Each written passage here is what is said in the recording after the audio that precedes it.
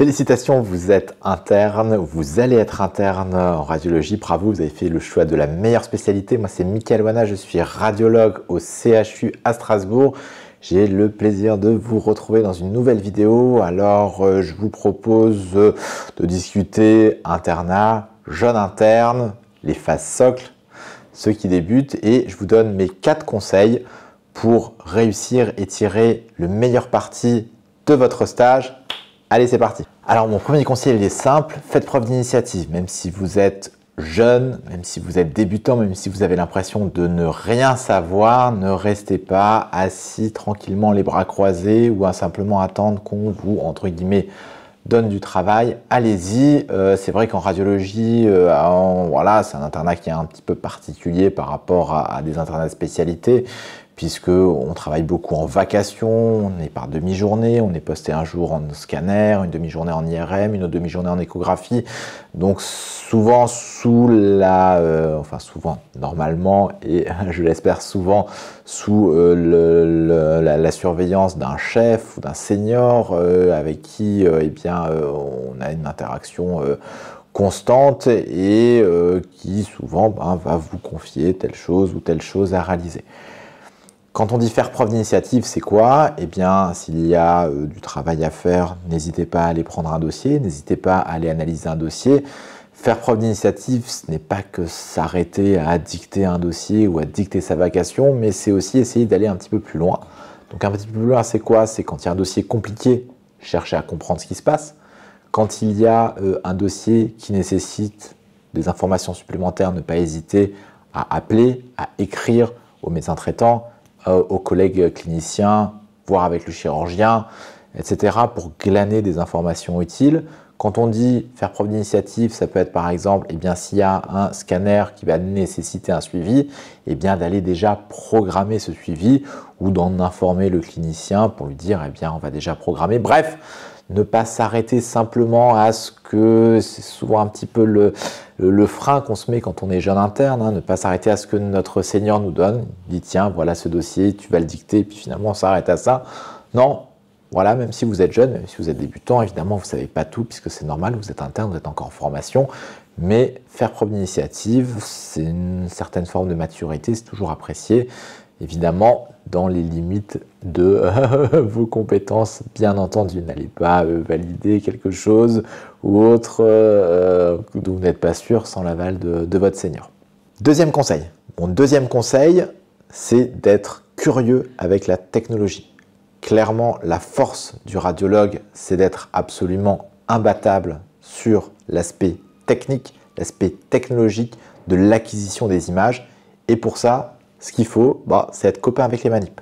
Les manips, c'est vos alliés. Elles vont vous apprendre, elles vont vous apprendre énormément de choses. Les manips connaissent plein de choses sur l'acquisition des images, l'analyse des images, la façon dont on protocole, etc. Et donc, passer du temps quand on est jeune auprès des manips, c'est apprendre énormément. Donc, soyez curieux avec les manips, soyez curieux de savoir comment est-ce qu'on acquiert un scanner, une IRM, parce que même si au final ce n'est pas vous qui allez le faire, le fait de savoir comment ça fonctionne, c'est extrêmement important. Fouillez avec les manips dans le scanner, l'IRM, les réglages, qu'est-ce qui est utile, qu'est-ce qui n'est pas utile, les artefacts, comment est-ce qu'on peut arriver à les diminuer, là ici, qu'est-ce qui a été fait, qu'est-ce qui n'a pas été fait. Soyez curieux quand vous avez un scanner avec les différents rapports, la dosimétrie, l'épaisseur de coupe, le kilovoltage qui a été sélectionné, etc., etc., etc. Bref, ne vous contentez pas d'être simplement observateur des images, mais soyez vraiment un acteur, allez voir, allez comprendre comment les images sont obtenues, comment les images sont reconstruites, comment les images sont travaillées, analysées. Ça, c'est extrêmement important puisque tout ce bagage technique, c'est l'une des forces de la spécialité. C'est grâce à ça que vous allez pouvoir faire la différence sur un nombre important de dossiers. Donc, ne négligez pas l'apport des manipulateurs, il est essentiel. Et aussi la curiosité technologique, aller au fond des choses, très important. Troisième conseil, soyez proche des cliniciens. Vous avez, je l'espère, des amis, des collègues qui sont internes. Ils ne sont pas que des internes de radiologie, hein, il faut élargir son cercle de connaissances, qui sont, et comme on dit, entre guillemets, cliniciens, c'est pas un mot que j'affectionne particulièrement, mais c'est le terme consacré. Donc, ils vont être internes de spécialité médicale ou internes de spécialité chirurgicale ou internes en médecine générale ou autre. Eh bien, avec eux, soyez proches, surtout si vous travaillez au quotidien dans le même hôpital, car vous allez apprendre énormément à leur contact. Vous allez apprendre le versant sur leur utilisation qu'ils font de l'imagerie. Vous allez pouvoir discuter avec eux des indications, vous allez pouvoir discuter avec eux des résultats, vous allez pouvoir avoir leur analyse avec leur œil critique sur les résultats que vous allez leur présenter. Et ça, c'est extrêmement utile et extrêmement important pour progresser. Alors vous allez me dire, on n'a pas forcément toujours des amis ou des connaissances dans toutes les spécialités.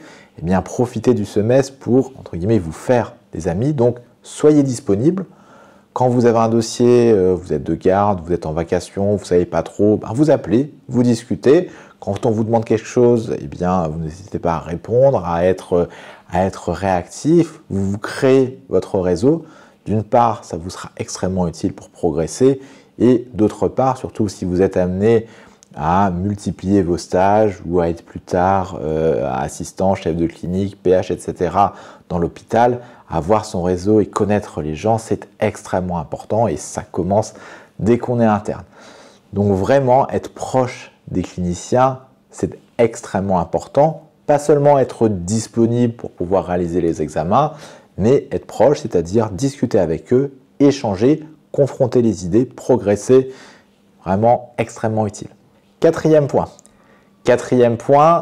mettez à profit vos demi-journées de formation. C'est un secret de polichinelle, hein, en radio, comme on a la chance de procéder par vacation, eh bien souvent vous avez des demi-journées qui vous sont dédiées pour vos formations sur lesquelles vous n'êtes pas officiellement posté sur des vacations où vous avez besoin de dicter.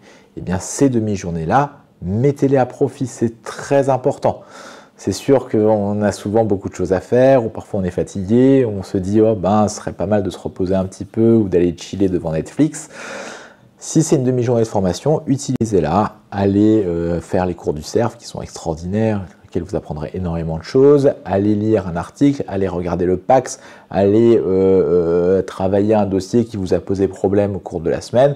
Bref, mettez-les à profit pour progresser, allez voir des posters sur le site des JFR. Tout ça, c'est très utile et tout ça va vous aider pour acquérir beaucoup de connaissances, ce qui sera nécessaire tout du moins au début de votre internat, car vous devez emmagasiner une quantité assez astronomique de connaissances au tout début pour pouvoir, comme on dit entre guillemets, assurer l'essentiel, hein, notamment dans tout ce qui est garde ou tout ce qui est urgence. Donc très important, hein, ne négligez absolument pas cette formation par vous-même. Quand je dis par vous-même, c'est-à-dire à l'aide des supports qu'on vous propose, que ce soit le CERF, la SFR, les seniors dans les services, etc., etc. Un petit mot sur les DU et les DIU. C'est vrai que les internes ont souvent tendance à multiplier les DU et les DIU parce qu'on se dit c'est génial, on a un diplôme, c'est utile. C'est très bien, effectivement. Mais il faut que ça soit ciblé. Faire un DU juste pour faire un DU, ça n'a pas forcément un immense intérêt, hein. Certains sont moins pertinents que d'autres. Donc oui, il y en a certains qui sont très utiles, dans lesquels vous apprendrez énormément. Et si ça correspond un petit peu à aux choses que vous voulez faire, tout à fait important. Après, quand vous êtes en tout début d'internat, en phase socle, comme on dit, voilà, l'idée c'est pas forcément d'acquérir des notions très avancées d'abord, comme on peut l'avoir dans un DU, mais plutôt d'avoir des notions générales pour vraiment répondre aux différentes sollicitations, notamment pendant les urgences. Ça fait 4 conseils, j'en ai un 5e, c'est le bonus. Mon 5e conseil, c'est ne soyez pas fermés. Souvent, il y a des internes qui débutent en se disant c'est sûr, moi je veux être à l'hôpital, ou c'est sûr, moi je veux être en libéral, ou c'est sûr, moi je veux faire de l'interventionnel, ou c'est sûr, moi je vais faire du diagnostic uniquement de la neuroimagerie pédiatrique. Enfin, peu importe, hein, on peut commencer avec certaines idées ou autres. Quand vous êtes interne, franchement, ne soyez pas fermé, soyez ouvert, soyez curieux. Votre job en tant qu'interne, c'est d'apprendre. Et donc, apprenez, emmagasinez, engrangez les connaissances le maximum que vous pouvez. Même si vous pensez que ce n'est pas ce que vous allez faire plus tard, il n'y a rien de plus difficile que de prédire l'avenir. Et un internat, c'est assez long, hein, c'est 5 ans. Hein, et bien, dans 5 ans, peut-être que votre vision de la vie ou les opportunités ou les choses auront fait que votre projet initial se sera modifié ou se sera corrigé ou aura divagué.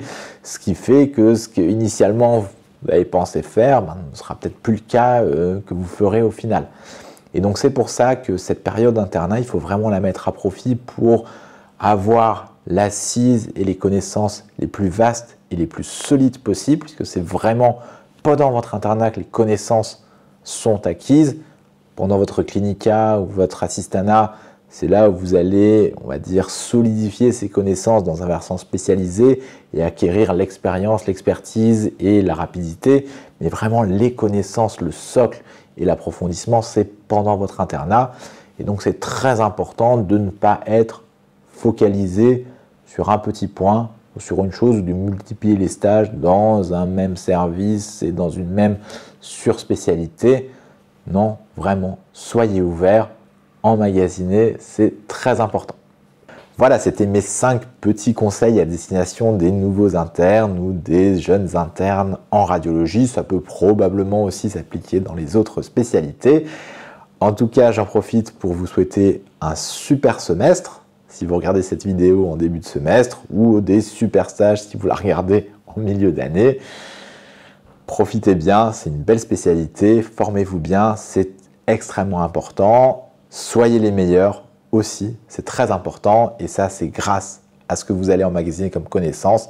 C'est ce qui aura de plus précieux pour votre vie professionnelle, car eh bien, c'est que, entre guillemets, 5 ans d'internat, mais derrière, c'est une carrière pendant au minimum 30 ou 40 ans. C'est pour ça que c'est très très important. Alors, profitez-en bien, et moi je vous dis à une prochaine. Bye bye!